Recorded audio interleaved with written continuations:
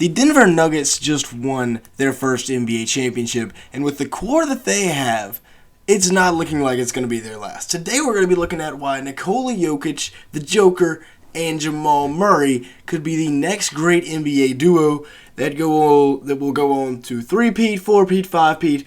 I'm not really sure how many championships this duo is capable of, but when you've got the supporting cast of Kentavious Caldwell-Pope, Michael Porter Jr., and Aaron Gordon, you're going to be really, really good for years to come. And honestly, nobody really put up a fight. I mean, the Phoenix Suns with KD and D-Book, that was the best fight they had.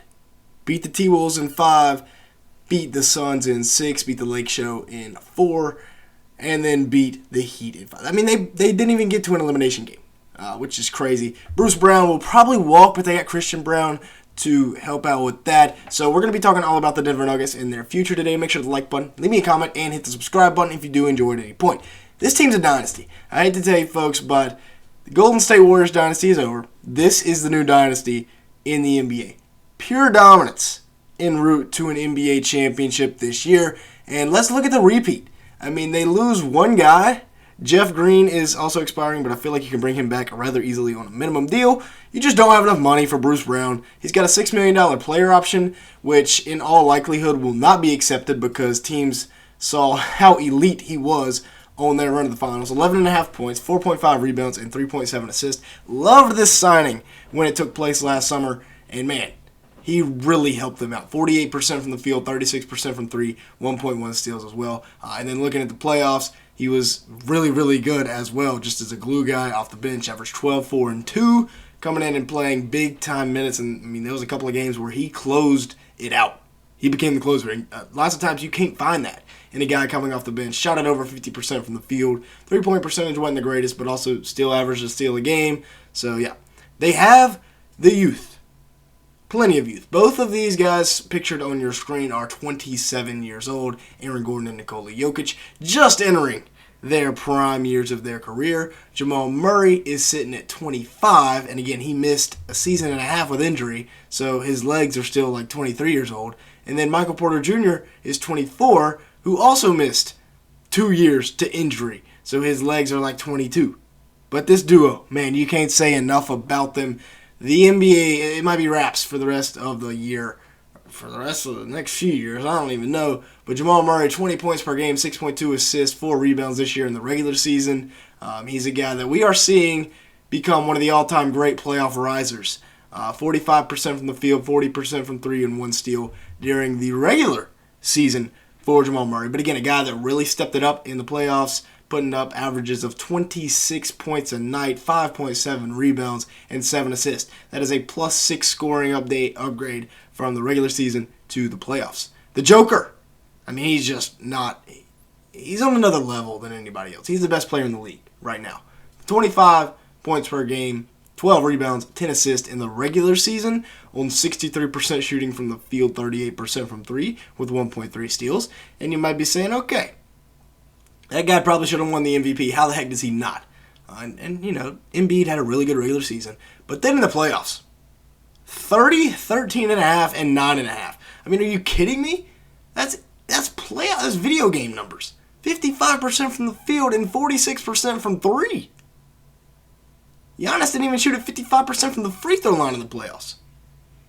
Come on now. That is ridiculous. And then they got a guy that I think is going to have a big year. Yes, Michael never swing the rock Porter Jr. 17.5 points a game, 5.5 rebounds, 1 assist this year in the regular season. But he's a guy that I've got as someone that really is going to take it to the next level next year. He only played in 29 minutes a game, couldn't even get the full 30. Also, he shot at 49% from the field and 42% from 3. Elite efficiency. And again, this is only his 3rd full season, as 2 years ago he only played in 9 games. Actually, that might have been last year that he only played in 9 games, and then he missed the first season of his career. Now, he did cool down in the playoffs, only averaged about 13.5 a game, but they didn't really need him to be, contested transition threes. Now, he does knock them down, but they didn't really need that. He has so much talent at 6'11" with an absolute burner. I mean, yeah, he's a guy that going forward I think is going to take a big leap next year.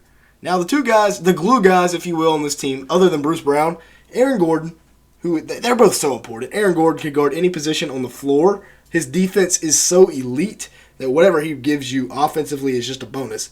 But Aaron Gordon, one of the best defenders in the NBA at this point. And then Kentavious Caldwell-Pope, one of the best perimeter defenders in the league for a little while now, and he was elite this year in the playoffs as well. Both of these guys, because Jokic isn't really a rim protector or that much of a defender at all. He's just big. And then Jamal Murray, he's decent, but he's not a lockdown defender.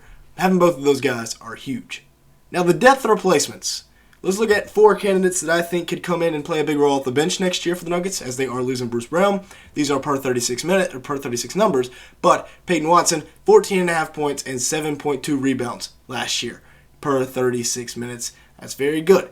Vlatko Konchar, I believe I pronounced it right. 12 points per game, 5.2 rebounds, 3.2 assists. He's a guy that can step in and give you big-time rotation minutes. Hopefully I said that right. If I didn't, let me know down in the comments below. Christian Brown, 11 points per game, 5.8 rebounds, 1 steal per 36 minutes. And a guy that is such an elite cutter, so smart getting to the rim. We saw that in the NBA playoffs. And then Thomas Bryant, a guy that I think you need to bring back in free agency, 14.6 points per game, 10.5 rebounds, 1 block. Reggie Jackson could also be on here. He didn't really have an efficient regular season, but he's a guy that could come in and give them some more depth. Now let's take a look at the draft. They have the 37th and 40th overall picks. Here are some candidates for them to take. Jordan Miller, a guy that boosted his stock during the NCAA tournament this year, can really shoot the ball and can defend. Andre Jackson Jr., another guy that really boosted his stock this year during the NCAA tournament. He's just a facilitator. He's a guy that on a team with Jamal Murray, Michael Porter Jr., and Nikola Jokic, you could really use at 6'9", can pass it and can really defend. I love that pick for the Nuggets. Ryan Rupert, a guy that's going to be needing some development, but with his length and athleticism has all kinds of potential to be an elite 3-and-D player, already an elite defender. He's a guy that I really like for the Nuggets. I don't know if he lasts all the way to the second round. And then Olivier Maxime Prosper, I believe is how you pronounce that, a guy with a lot of potential as well there at the forward spot. Now, like I said, they have the majority of their roster on locks. Actually, Jokic is 28 and Jamal Murray is 26. I said that wrong earlier. Correction coming right now. But Jokic, he's under contract for forever, essentially. 5 more years after this. He's going to be making $62 million in 2027. But hey, he's the best player in the league. Jamal Murray, he's under contract for 2 more seasons, and I imagine an extension will be worked out. MPJ under contract until 2026. Aaron Gordon under contract until 2025, but he's got that player option, and then KCP also with a player option. They've got their core 5 guys, plus like Christian Brown, that just won an NBA championship all under locks. Now, like I said, the problem with the Dynasty, the problem with teams running it back is teams are going to poach guys off your roster that perform well in the playoffs. Bruce Brown's going to be a prime example of that. So they're going to have to find guys that can come in and replace those contributions. Hopefully one of those 4 guys that I stated can come in, and then they also have Ismael Kamagate on a draft and stash, and they have 2 high second-round picks. So that's what you're going to have to use. You're going to have to use those picks wisely. Teams that are consistently good every year are great drafting in the second round. But with the Joker, Jamal Murray, KCP, Michael Porter Jr., and Aaron Gordon, I don't see anybody dethroning this team anytime soon. If there's a team that can do it, it's got to be in the Eastern Conference, right? Y'all let me know down in the comments below what you think. But with that being said, that's going to be it for today's video. Thank you so much for watching. Make sure to like button and leave me a comment down below. And with all that being said, also hit the subscribe button, turn on the post notifications. We're posting all NBA offseason. And with that being said, thank you so much for watching today's video.